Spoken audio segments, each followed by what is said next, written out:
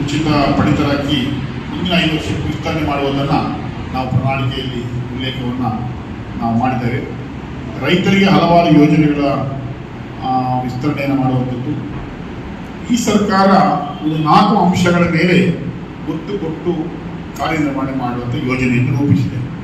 ಒಂದು ಯುವ, ಒಂದು ನಾರಿ, ಬಡವರ ಮತ್ತು ರೈತರ ಪರವಾಗಿ ಈ 4 ಪ್ರಮುಖ ಯೋಜನೆಗಳನ್ನು ಮುಂದಿಟ್ಟುಕೊಂಡು ನಮ್ಮ ಮುಂದಿನ ಸರ್ಕಾರದ ಕಾರ್ಯಯೋಜನೆಗಳು ರೂಪಿಕೊಂಡಿರುವಂಥದ್ದು.